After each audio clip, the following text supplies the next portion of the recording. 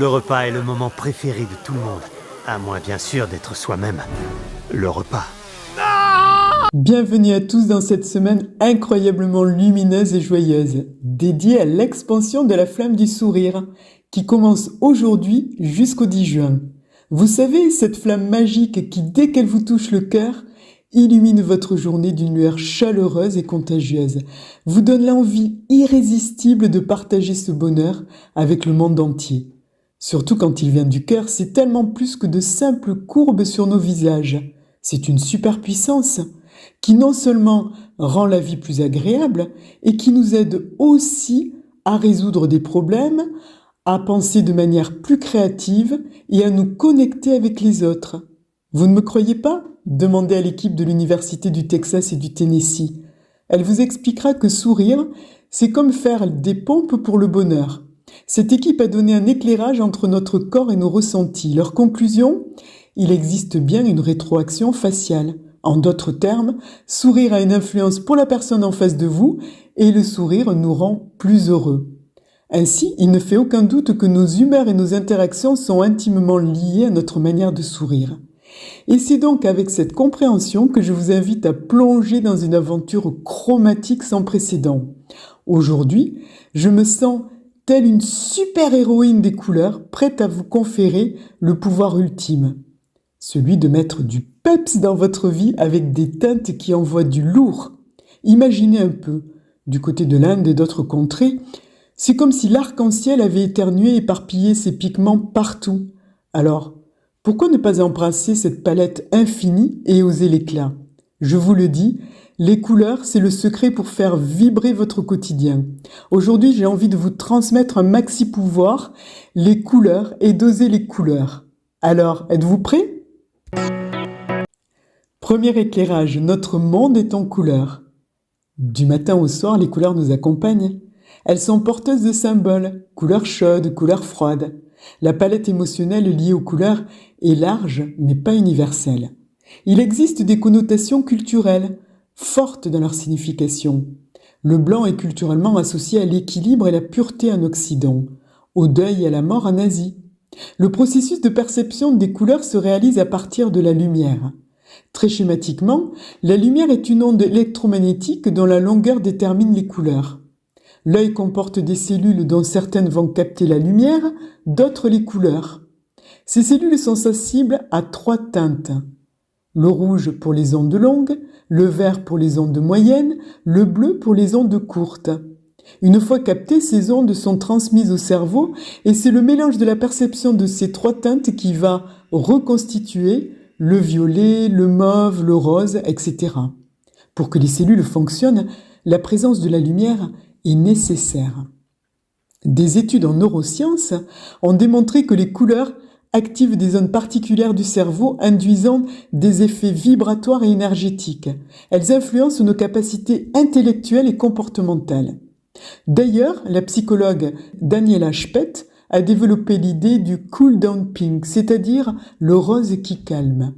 Elle développe cette idée en lien avec des recherches du docteur Alexander Schauss, qui a été le pionnier en la matière et a découvert dès 1979 que le rose faisait baisser la pression artérielle et la force musculaire.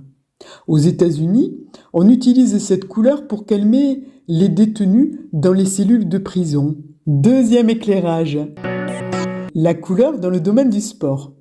Les psychologues s'intéressent à l'influence de la couleur sur les performances des athlètes en compétition. Par exemple, ils prennent en considération ce qu'ils nomment les effets rouges, c'est-à-dire qu'il existerait des preuves d'un effet sur la victoire pour les sportifs qui arborent la couleur rouge.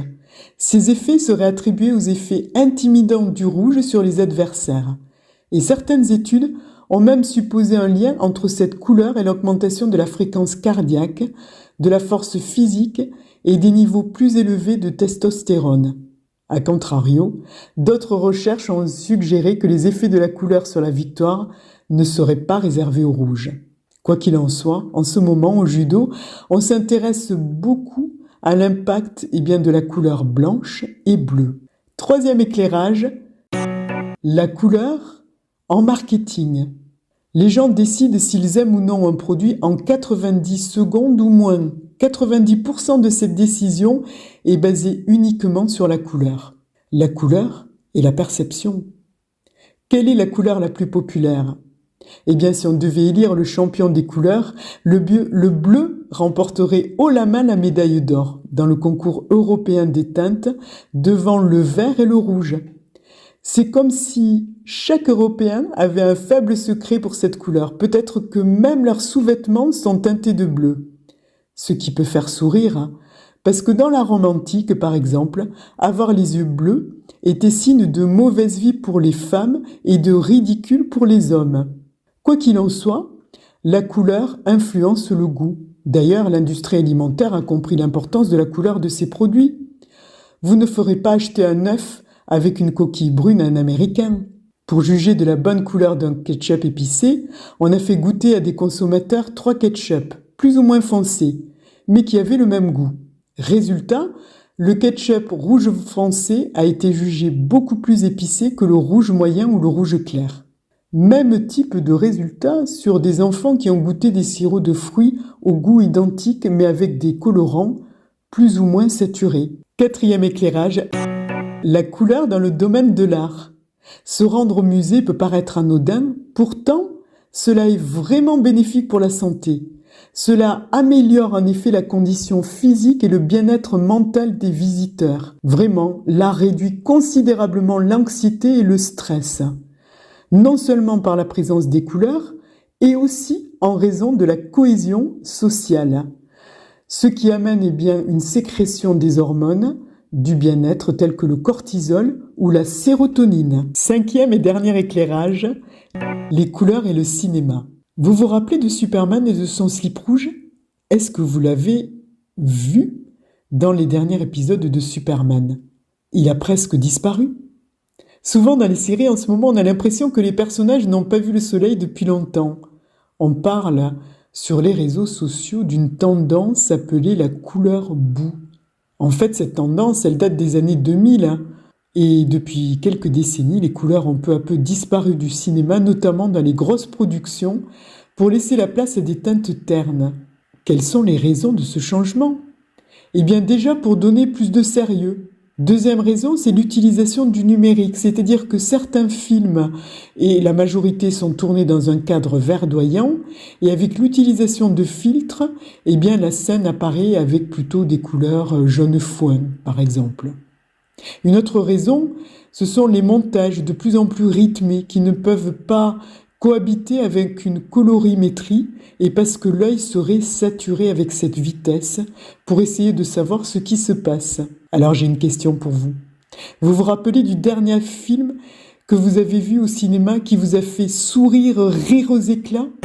Et maintenant, voici votre mission hebdomadaire, si vous l'acceptez. Je vous propose de devenir le Picasso de la photographie en jonglant avec les couleurs les plus vives que vous pouvez trouver. Oui, je parle de ces teintes qui crient « Regardez-moi, je vibre, je claque !» Je vous propose de les associer dans des combinaisons audacieuses. Mais attention, pas de ternes autorisés ou de couleurs qui vous feraient bâiller. Transformez le monde en un véritable arc-en-ciel. On veut du peps, de l'éclat, du waouh! Donc, pas de marron, pas de gris, pas de nuances subtiles. Par exemple, bleu et orange ou rose et vert sont des couleurs complémentaires. Les couleurs se juxtaposent, s'alternent, s'entremêlent, que ce soit des couleurs de voitures, de gobelets, de façades de maisons, de fruits, de légumes, enfin, partout. Et si l'envie vous vient, pourquoi pas s'habiller de couleurs qui donnent du peps, comme le rose, et faire des selfies ? Parce que j'ai quand même oublié de vous dire, on remarque plus rapidement et plus facilement une personne qui sourit plus régulièrement que sa nouvelle coupe de cheveux. Et une fois que vous aurez capturé ces œuvres d'art colorées, partagez-les avec vos amis, votre famille, même vos voisins du bout de la rue. Amenez un grand nombre à participer. C'est fun, c'est gai, c'est gratuit et ça booste notre sourire. Et pourquoi pas les propulser sur ma page Facebook et commenter vos expériences sur ma chaîne YouTube. Et pour terminer en beauté, voici une petite blague pour ajouter une touche de couleur à votre journée et à votre semaine. Pourquoi les photographes sont-ils toujours de bonne humeur ? parce qu'ils voient la vie en Technicolor. Alors à vos appareils photo, à vos smartphones, prêts, partez et à la semaine prochaine!